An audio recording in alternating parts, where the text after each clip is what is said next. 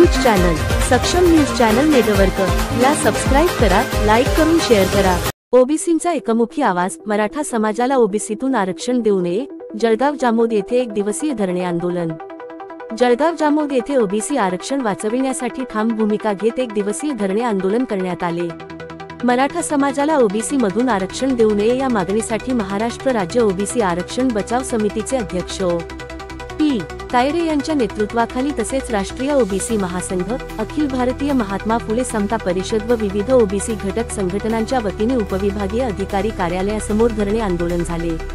यावेळी आंदोलकांनी मुख्यमंत्र्यांना निवेदन सादर केले। मराठा समाजातील मनोज जरांगे यांनी मुंबईत सुरू केलेल्या उपोषणात ओबीसी आरक्षण मिळावे अशी मागणी पुढे केली होती। तथापि उच्च न्यायालय तसेच विविध समित्यांनी मराठा व कुणबी समाज स्वतंत्र असल्याचे स्पष्ट निर्णय दिलेले आहेत।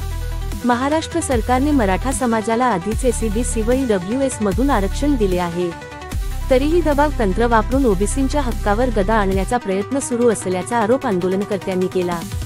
फडणवीस सरकारने 2 सप्टेंबर 2025 रोजी काढलेल्या शासन निर्णयाद्वारे मराठा समाजाला हैदराबाद गॅझेटियरच्या आधारे ओबीसी प्रमाणपत्र देण्याचा मार्ग मोकळा केल्याचा निषेध व्यक्त करण्यात आला। सदर निर्णय तातडीने रद्द करावा, अन्यथा राज्यव्यापी मोठे आंदोलन उभारण्याचा इशारा ओबीसी बांधवांनी दिला। या धरणे आंदोलनात ओ.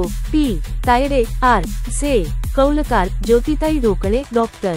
संदीप वाकेकर, वाल्मिकराव ठाकरे, राम वानखडे, अविनाश उमरकर, श्रीकृष्ण केदार, अर्जुन घोळ, श्याम इंगळे, वासुदेव जाधव, अनिल इंगळे यांच्यासह शेकडो ओबीसी बांधवांनी उत्स्फूर्त सहभाग घेतला।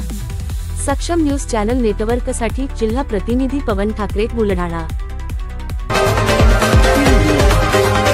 आपण हक्काच न्यूज चॅनल सक्षम न्यूज चॅनल नेटवर्क ला सबस्क्राइब करा, लाईक करून शेअर करा।